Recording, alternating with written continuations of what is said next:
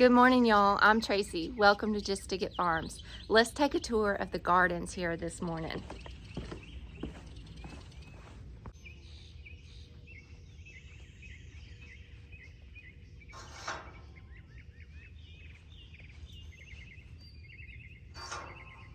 Let's start here in the potager garden.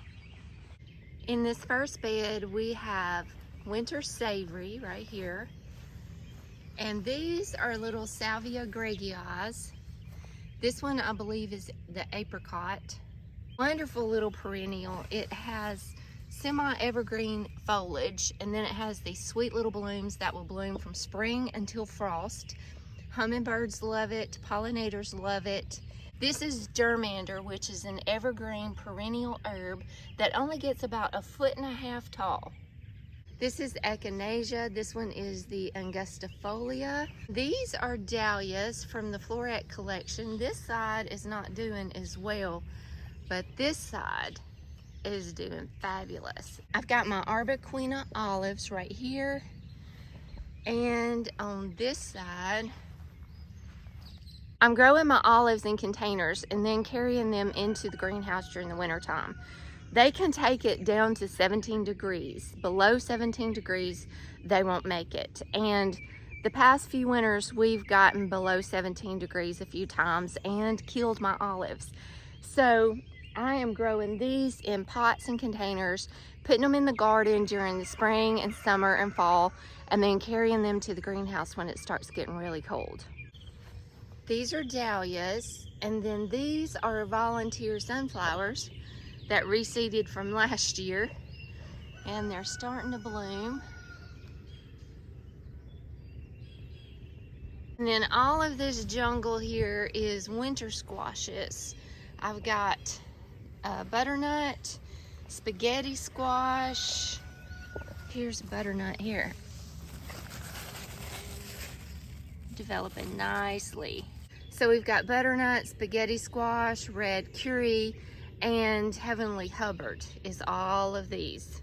And all along the fence here, I have celotias. I believe this one was the rose gold, and some zinnias here. I think that one is the unicorn mix. And then there's more celotias and more zinnias down the row here. The pollinators are just buzzing and working these big, beautiful flowers. I have calendula all along the edge here, but you can't see it. It's gotten taken over by the winter squashes, but here's a few here. This is lemon verbena, which is an amazing herb. It smells so good. We've got lemon balm. This is hyssop and yarrow and echinacea and hyssop, and all behind it is catmint. And I've got a rose here that I just planted earlier this spring to climb up this bed frame. I think it's going to be absolutely gorgeous. It's called Buff Beauty. This is just little tiny babies because this rose hasn't developed yet, but you can tell it's like this peachy yellow kind of color. So pretty. Back in this corner here, that is Turk's cap, and it's a pink Turk's cap. Really cool perennial, and it is an herb. And I've got a newly planted eucalyptus here. Don't look that good now, but it won't be long and it'll be a beautiful tree. These are little cornflowers, which are just annuals, just wildflower annuals, but I love them. I love to dry these. They dry really, really well. Here's some pink ones. We have a photo shoot today. Jacqueline and Zach and Eleanor Head with Head Family Farm are coming to our farm today after church, and we're doing a photo shoot. This will be our 3rd annual photo shoot here at our farm. We try to do one at least once a year. So we have been working really hard this week to get this farm and these gardens in tip-top shape for the photo shoot today. So this is a perfect time to be giving you guys a tour why everything looks so nice and so manicured and so beautiful. We just took a look at that little corner, and as you come down, this is the medicinal herb border. Okay, that's the catmint and the hyssop, and then this is agastache, and this one is called lavender martini. It's supposed to make a delicious herbal tea. I'm going to give that a try soon. More lemon balm, more catmint back there. I've got a few empty spaces in here, so I'm going to add some more herbs soon. This rose is Basie's Blueberry. It's a wonderful rose that the pollinators love. When you have these single petaled roses that open up like that, the pollinators can get into them and they really love them. I'm growing Basie's Blueberry here in my medicinal garden because they make wonderful big rose hips. You can see here, there's a rose hip starting to develop. These are so super high in vitamin C, and I like to grow a few roses here in the medicinal border that we use for the rose hips. Right below Basie's Blueberry, we have Spilanthes, our toothache plant. I just planted these, and they're a little yellowed, but they'll come out of it once they get established in the ground a little bit. But you can see the little bloom. Spilanthes is a very unique herb. It's one of the ones that's in our House Medicinal Herb Seed Collection. We're going to be taking a closer look at Spilanthes in just a few weeks. We're going to talk all about it. I'll tell you all about its benefits and how to use it. We got more catmint. This is some horehound that I just planted, and this will take off quickly. It's in the mint family and it's going to go wild, but we'll talk more about it a little bit later. Hyssop. And I like this little sit spot here. You can see we've got this beautiful Florida sugar maple that we planted here just to create a little bit of a shade and sit spot here in the garden. You can see this is my whole view as I'm sitting here in the garden, which is really nice. I had some little creeping herbs planted right here, but they've all died out, so I do need to replace those. I've got a lot of comfrey planted in here. Comfrey is another very valuable herb to have in your garden. More hyssop, more comfrey. This rose is called Old Blush, and I just gave it a real heavy pruning. It's getting ready to start blooming again. Again, this is one that makes nice rose hips. More Spilanthes. This little grouping here is Feverfew. This one is Feverfew, excellent for headaches, migraines, pain reliever. This is Motherwort.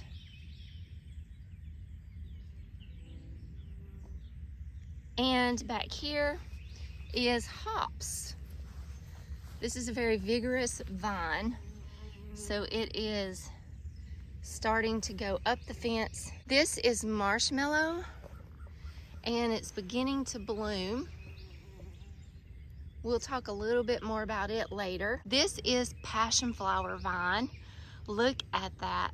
Started it from seed, one of the ones in our collection, and I just planted it last year, and look how it has taken off. It's about to bloom some of the blooms. It's been blooming, but that one is about to open up. Super cool flower. And another one in our collection, Mullein, right there. This is a ginkgo biloba tree that I started from a little tiny seedling. Echinacea, yarrow, more marshmallow popping up. We partnered with Hoss Tools 2 years ago and created 2 wonderful medicinal herb seed collections. And most all of the herbs that we've taken a look at here are in those collections. 2 weeks ago, I did a medicinal herb video telling you all about echinacea, yarrow, lemon balm, motherwort, and calendula. So you can go back and watch that video. That's 5 of our herbs in the collection. And maybe next week we'll do another video talking about mullein, passion flower, catmint, maybe some hyssop, I'll take a look at what's blooming, and we'll talk about some of those herbs in just a few weeks. So y'all stay tuned. Over the next few months, we're going to be talking about all of these herbs, taking a look at each one of them, how to grow it, their benefits, how to use it, their actions. We're taking a look at each individual herb, and then we're making some preparations out of some of them. So we're going to make some calendula oil, different tinctures, different teas. I'm going to be covering a lot of information on medicinal herbs. So I would love for you guys to stay tuned and look forward to joining me on those herbal videos. And I have more agastache popped in right there. And these are pomegranates. So I've got 3 different kinds of pomegranates here. I have the white fruited, which is my favorite. I have wonderful, and we have Russian. We're still working on irrigation, and you can see all of our stuff there. But right down there is another garden that we planted this year. We'll take a look at it in a minute. And there's my solar panel for my water pump. So the pomegranates that we just looked at, they take a long time to develop fruit. Once you plant one, it's going to take about 7 years before you ever get fruit. So it's a commitment. Planting a pomegranate is a commitment. It's going to take a while. And in the beginning few years of a pomegranate, you want to make sure that you kind of protect it if it gets down to a freeze and below, just until it gets established good. As you enter the gate here, on each bed, I pretty much have the same thing right here at the entrance. I have the savory, then I have the dahlias, I have the echinacea, I have the olives in the pots. So the plant material is pretty much symmetrical right here as you enter the gate. And on this side, we have all of the summer squashes. Some of them have already died out, and these zucchinis are starting to look bad, so it won't be long we'll be pulling those. These are the yellow crookneck, gentry squash, zucchinis, and the little sunburst patty pan squash. I grew a lot of squash this year. In fact, I grew a lot of everything this year, because my plan this year, my pantry plan, is to put up at least 52 jars of everything that we're growing, or to have it in the freezer or dehydrate, or whatever method of preserving that I want to do on each individual thing. I want to at least have 52 jars or 52 servings of each thing that we're growing put up for the year, because I would like to have each thing as an option to have for a meal at least 1 week. So that's my plan. That's why I'm growing so much this year.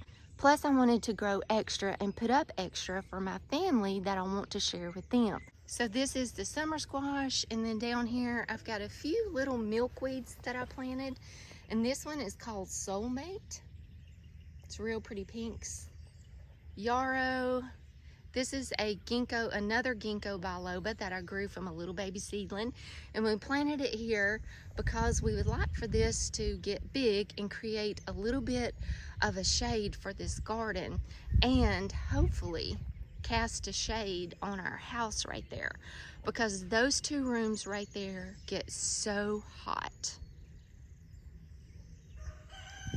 I've got comfrey and rosemary and blueberries that are struggling this year. I've got blueberries planted down the edge of all of these beds, and a lot of them really struggled this year. And I think what happened was, whenever we cleaned out the rabbit cages, we just took the manure and put around our blueberries. Not every time, but we did it a lot. And I don't think the blueberries liked that very much. Although rabbit manure is not hot, and you can directly apply it to your plants and to your garden, I don't think the blueberries liked it very much, because they have struggled. These 3 right here are doing a little better, and those in the next bed are doing a little better, but they're not doing great this year, and I'm pretty sure we're not going to get any blueberries again. So I'm hoping next year is going to be a bumper crop of blueberries, and I won't be fertilizing them with rabbit poop again. Along the fence row here, I've got more celosia and zinnias, from the floret collection. They're kind of getting taken over by the squash. This is my rose arbor tunnel here. And this is Rosa multiflora carnea. She's already done her show for the year. So we did a little pruning on her this week and cleaned her up a little bit. But we love having this rose arbor here. It is such a focal point. It's a nice place to sit, to get a little shade, to get cooled off. And the birds love it. They make nests up there. So on this side of the rose tunnel, we have zinnias from the floret collection. These are Victorian wedding, and they are so beautiful, y'all. Look at these colors. I love these soft pastel muted colors. Gorgeous. And then we have the pink chenille celosia, which I'm not a big fan of this one, honestly. This is the blue butterfly pea. Ready to harvest some of those flowers for some blue tea. And then down here we've got Amish paste tomatoes. There's a few ripe and ready right there. Oh yeah. Won't be long and we'll have tomatoes coming out our ears. This is cilantro that has started blooming. And I'm just gonna leave it because the pollinators and beneficial insects love it. Cilantro doesn't last very long here for us in the South. It does not like the heat. So we can grow it in early spring and we can grow it in fall. But during the summer, I just let it go to flower for the pollinators. There's the Amish paste tomatoes. I've got some purple opal basil planted on each end. And then this is the sweet basil. And then these 3 rows are different kinds of peppers. We've got bell peppers, touchdown, halcinator bell peppers. We've got the mini bell mix, jalapenos and cayenne pepper and poblano peppers. Look at those big peppers. We eat a lot of bell peppers. We're really not fans of the hot peppers, but I'm growing some because I want to add them to salsa. Then we got a couple of eggplants here. Got the Japanese Ichabod and the Black Beauty. I see one in here. That's the Japanese Ichabod. It's kind of elongated. We're not giant eggplant fans, but I thought I would try to make some baba ganoush this year. And we kind of like eggplant parmesan every once in a while.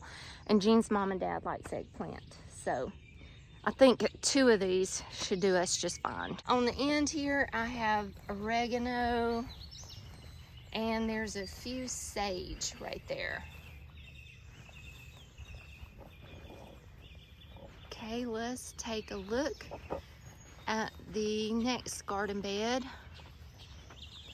And these are my citrus trees that I have in my little center circle beds here. This one is a lime tree.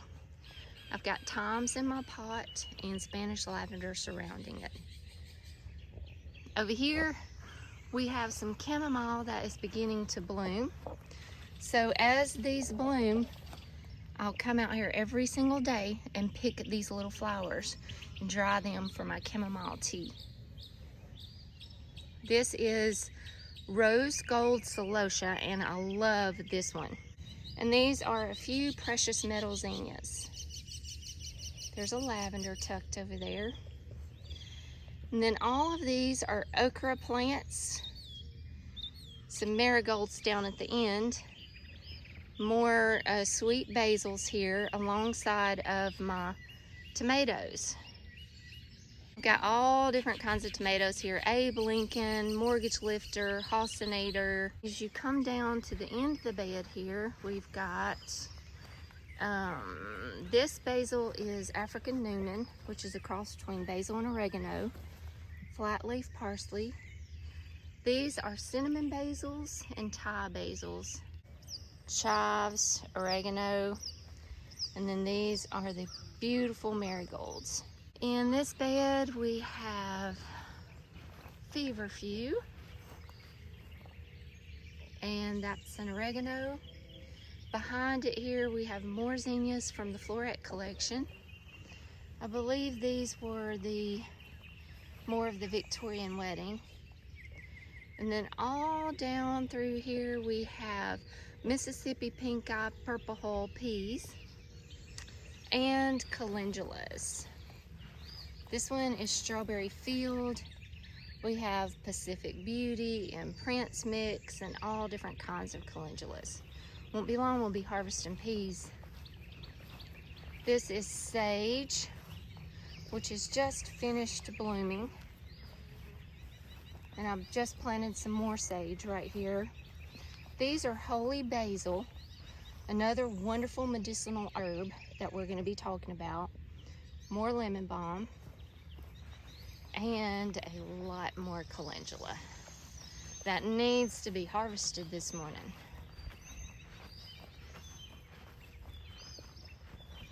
Okay, right down here I have more tomatoes, a whole lot of tomatoes, and lemon basil all in front of them here.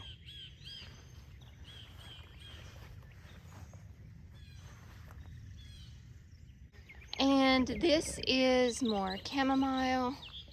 Behind it is more Floret collection. This one is spun sugar celosia. Look how pretty that is. And these are the unicorn mix zinnias. I think these are my favorites.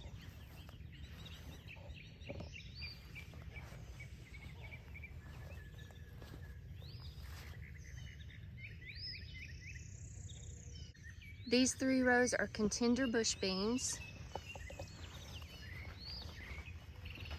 And I have more marigolds down here. These are the Kilimanjaro marigolds. They have really pretty pale yellow blooms. Then on the end here I have sage, blueberries, sage, a volunteer sunflower mixed in with my echinacea. This is our grape arbor, and we have Daytona, Stover, and Foxy Lottie grapes here. And they're loaded. Loaded. We're gonna have a lot of grapes this year.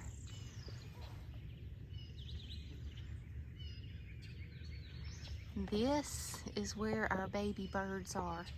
Let's see if we can see them. Got the mama getting too mad at us. I hear her. Ooh, there she is. They're mockingbirds.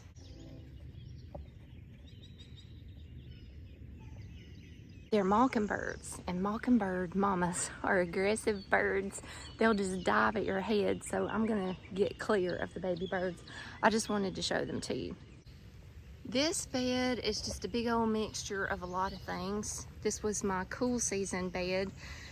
And I've got germander, sweet alyssums. We've got cabbages that are due to be harvested. We are harvesting them Monday, which is tomorrow morning. And Jean's mom and I are going to make some sauerkraut with them.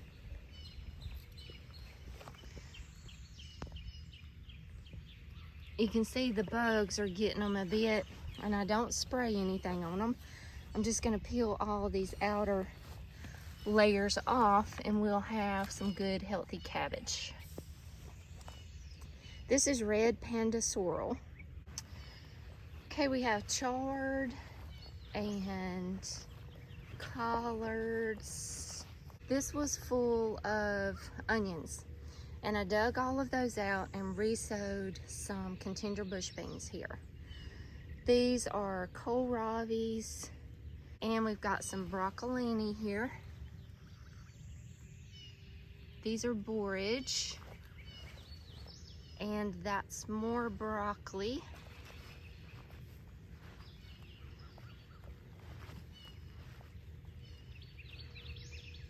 More borage. These are cucumbers. All along my little trellis here. got different kinds of cucumbers. And we've been harvesting a lot of cucumbers. Right now I have a refrigerator full. So I've got the cucumbers, I've got some kale, a lot of carrots that we got to harvest, some beets, and I'm gonna make up a really nice beet and carrot juice. It's a good detox juice for your liver, your kidneys, and it's just full of nutrients and health. So I'm gonna make some of that up this next week, and we're gonna drink on it all week. I love making that beet juice. It's so good, so delicious, and so good for you. Okay, so this is borage and cucumbers, great companions together.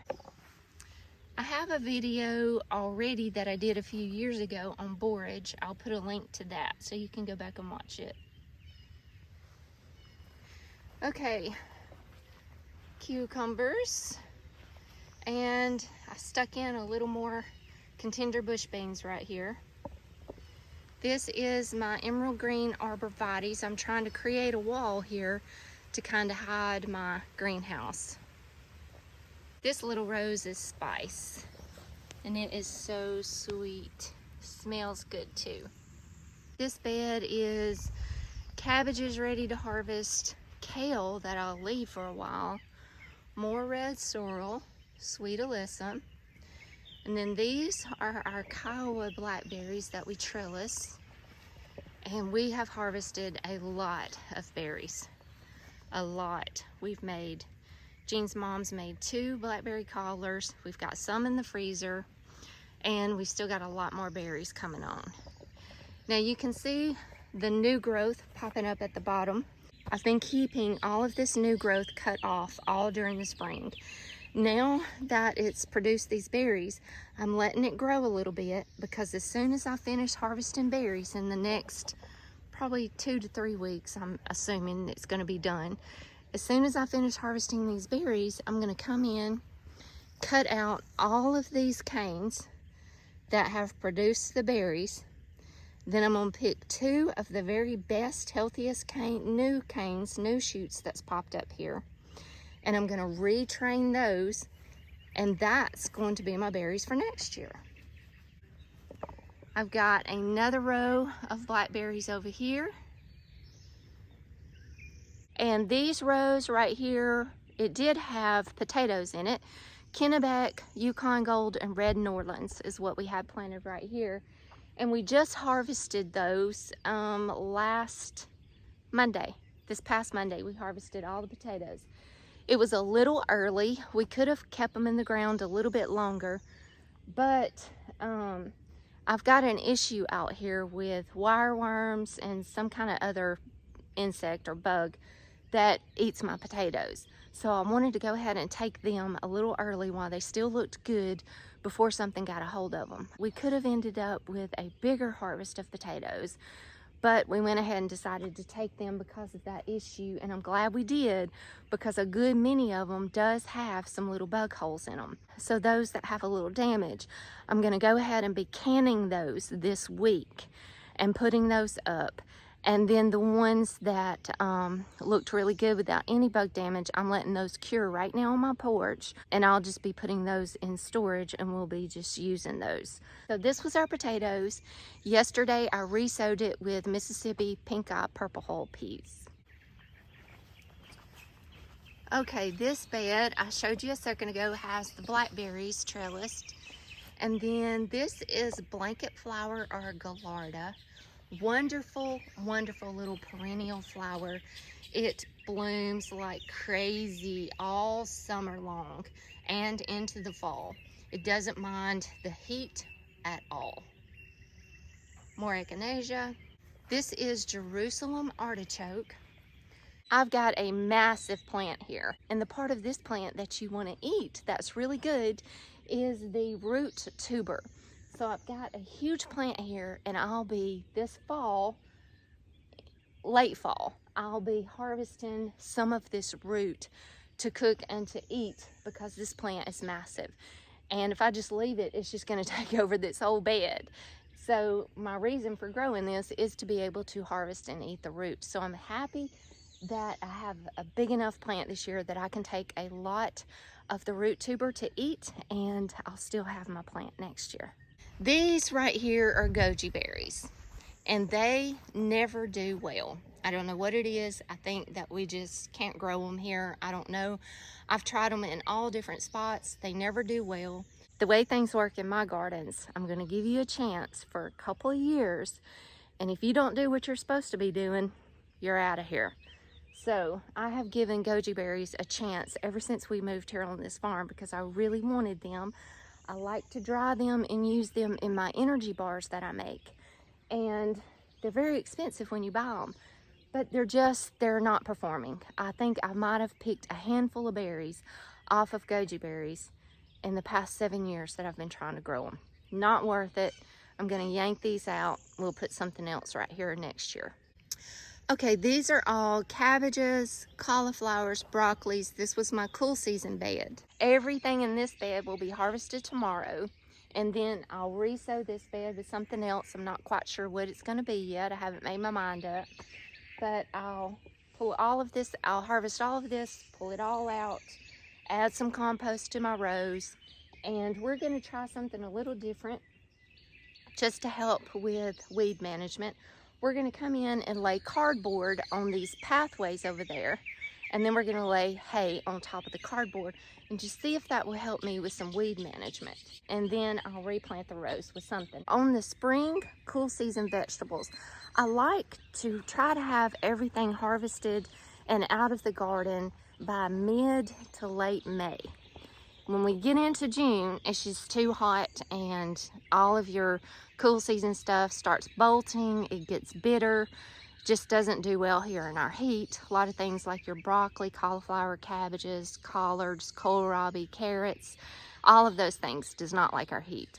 So I'm a little late on getting all of this out, but I'm getting this done this week. This is my sweet little red drift rose that Jean gave me for Valentine's Day with alyssum, and I love that combination. I think that's really pretty. Back here in these pots along my greenhouse, I've got sweet potatoes back there. This is turmeric, and it's not coming up.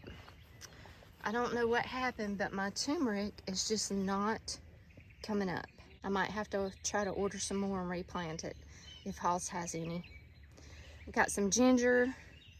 These are the white, red, and yellow potatoes here. We looked at them and they're not quite ready yet, so they're fine in these pots. We're gonna leave them for a little while. In front of my greenhouse here, this is a satsuma citrus tree, and this one is a cara orange.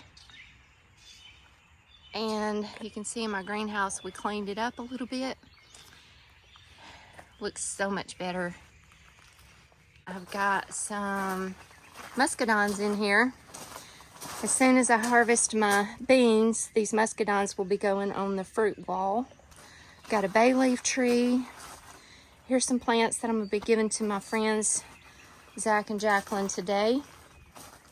And this is Moringa, which is a wonderful powerhouse herb that you've got to know about and try if you haven't tried it.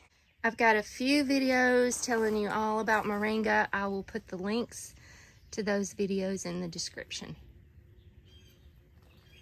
These are the raised beds, and here I have asparagus and strawberries, good companions. I've got a video about that.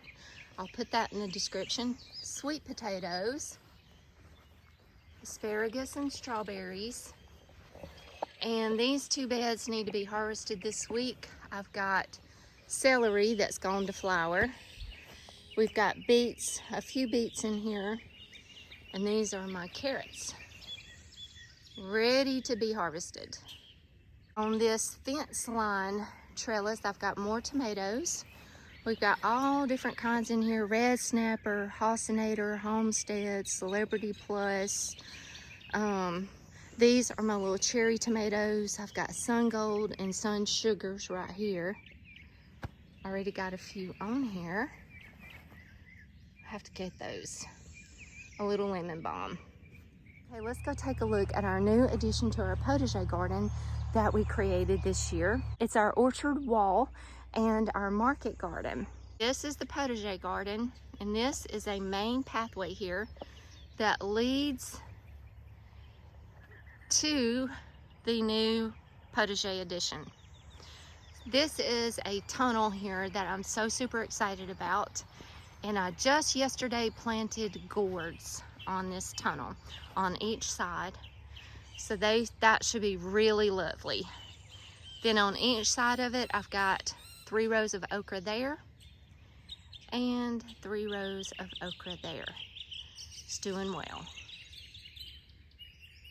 On this end, I planted 3 of my rosales right here in a little triangle shape. They get huge. They get like 6 feet tall and I don't know, 5 feet wide maybe. They get really, really big. So I put them down here on the end and hoping I actually get to harvest some of the calyxes this year. Let's walk through the tunnel here. You can see we built that fence there a couple months ago. We've left a big opening here so that we can actually drive the digger through here and drive it all the way through here and go right out right through there. We'll have gates on this eventually whenever we finish the fence wall. We walk into the tunnel here and we have on the right, I just planted some pumpkins right here. We have zinnias, Queen Lime series, and these are key limes. I did all different kinds of pumpkins. I did those beautiful green, gray colored ones and white ones that I love to decorate with. And then on this row, I did a few of the winter luxury pie pumpkins to make pies out of. I've got some jack-o'-lanterns because I want my grandbaby to be able to come and harvest some pumpkins and carve pumpkins for the fall. And there I've got more of the greens, whites, and speckled, real pretty decorative pumpkins there. And here is my little, ended up being a rainbow shape the way the garden was laid out, which I'm loving it now. I wasn't real sure about it in the beginning when I was laying it out, but I love it now. All of these are the sunflowers from the Cog Hill collection. And I'm so super excited about them. They're starting to bloom, but they're all facing that way because that's where the sun rises. So we'll go to the other side in a second and look at them. But inside the sunflowers here is like a little maze of sweet potatoes. All of these amongst the weeds are sweet potatoes. Let's walk around and look at the blooms on these beautiful sunflowers. The whole collection is right here. Just a mixture of the whole collection. And if you want to and you don't know about it, you can get the Cog Hill Sunflower Collection at House Tools. Look how beautiful these are, y'all. Oh my goodness, look at that. So pretty.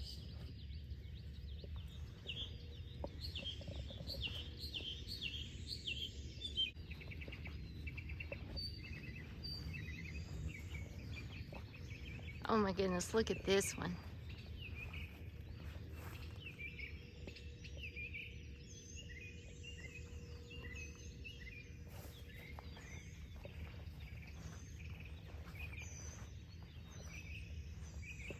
And we still got a lot more to open up.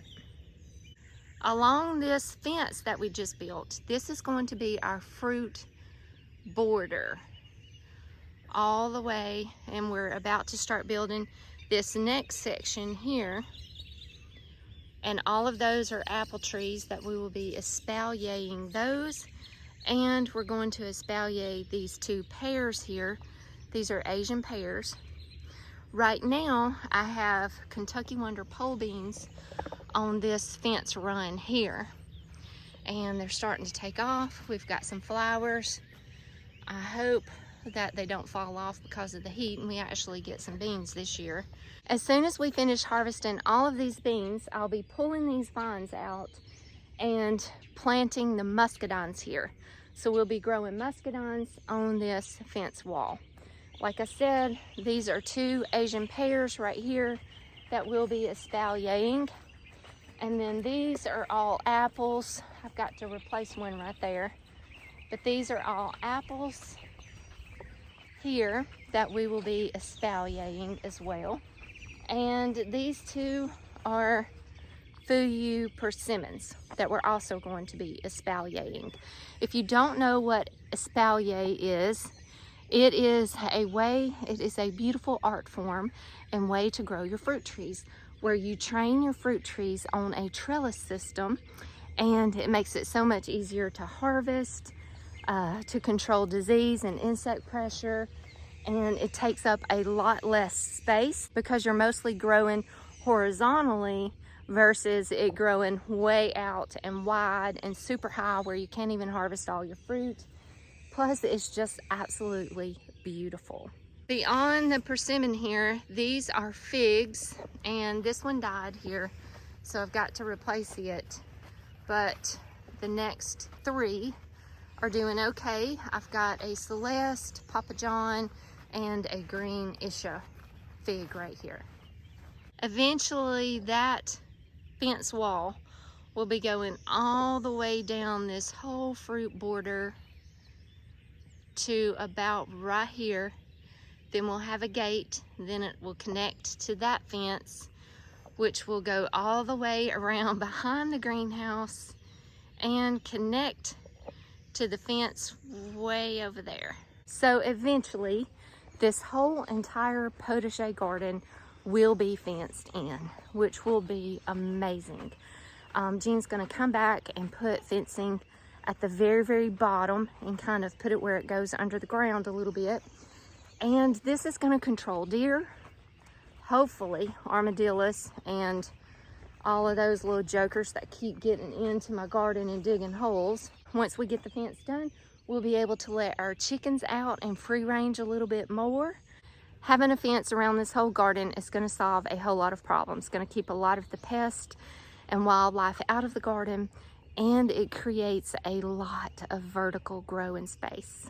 Okay, we are walking out of the potager garden now, and this is our home, of course, and our big porch that we absolutely love.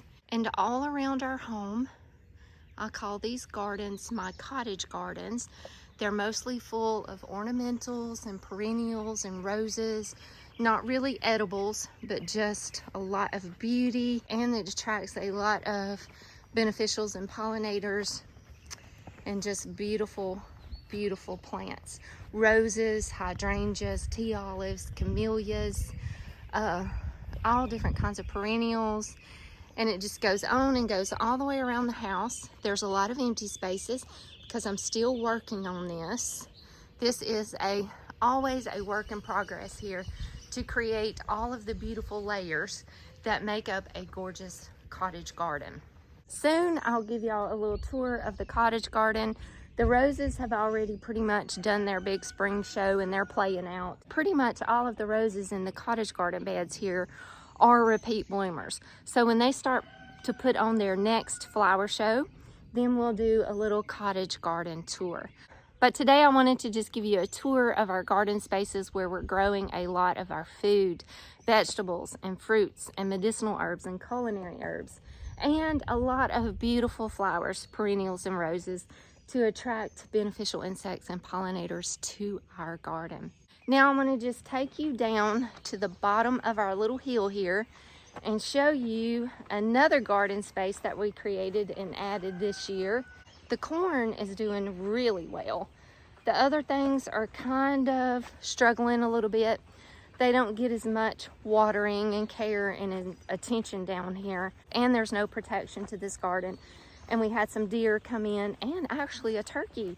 We watched her come out here and eat the tops out of our watermelons and peas. So this has no kind of protection down here, and it just kind of is hope you make it kind of garden. So as you can see, that's the potager garden up the hill there, and this is our corn, which is doing fantastic. We've got Silver Queen, Peaches and Cream, I think, Honey Select, 3 or 4 different kinds of corn in here. It's starting to tassel and develop some corn. We had a neighbor where we used to live, Mr. Smithman, one of the ones who taught me all about gardening and helped me fall in love with gardening. He used to take the corn and just pull it right off of the stalk, shuck and all, and put it in the freezer. And then he would just pull it out, stick them in the microwave, and it was just like eating fresh corn out of the garden. And one of our viewers in last week's video suggested that as well, and that brought to my remembrance that Mr. Smithman used to do that all the time. And it was so delicious. So I think we're going to take some of this and do that. We're just going to throw it shuck and all into the freezer, pull it out, microwave it, or throw it on the grill. It'd be so delicious. And I'm planning to can a lot of it and share a lot of it with our family. We've got a lot of zipper peas planted right here. I hope they do well. And we've got different melons over here. We have crimson sweets, yellow dolls. We've got ambrosia cantaloupes. We've got all different kinds of watermelons and cantaloupes in here. More tomatoes, y'all.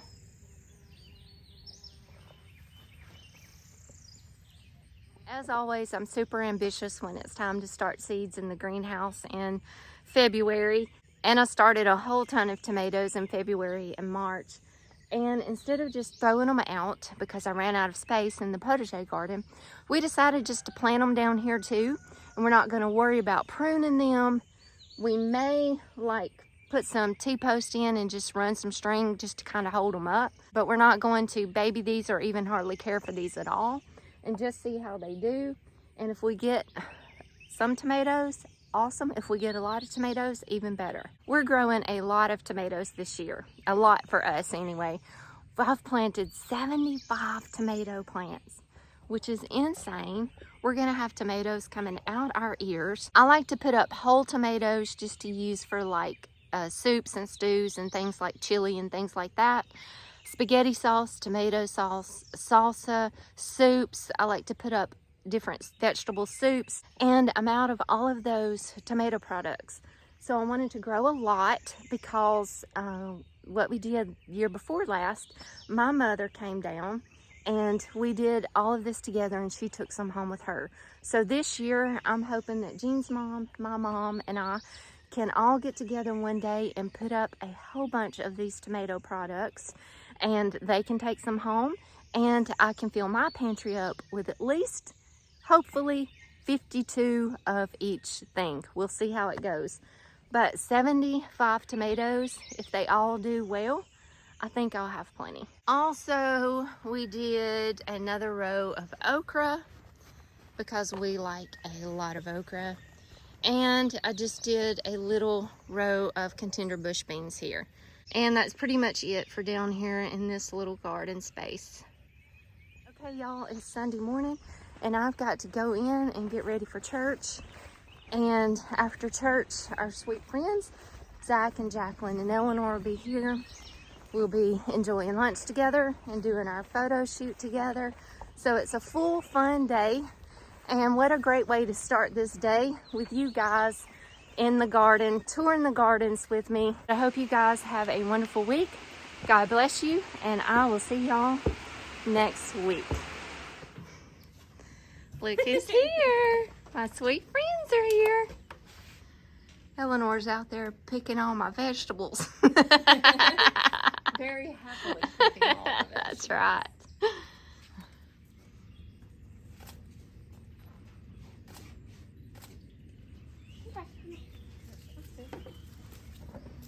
What all you got in there? What all did we pick today? Cabbage. We have peppers. Mm-hmm. We have more peppers. Mm-hmm. Cucumbers, squash, zucchini. You got a basket full of goodies to take home. Mm-hmm. And I'm gonna get some more. Okay. You want to get you some blackberries? Yeah? I've been snacking on the ones that are inside. Gotta be very careful. You don't want thorns. No, you don't want thorns. That one looks really good. Good. What's on your head? Mosquito net. kitties is going after my bald head. Okay.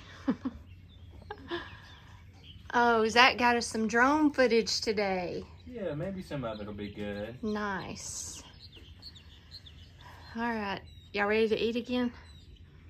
Eleanor is. Eleanor's been eating cucumbers all afternoon. She said she was hungry.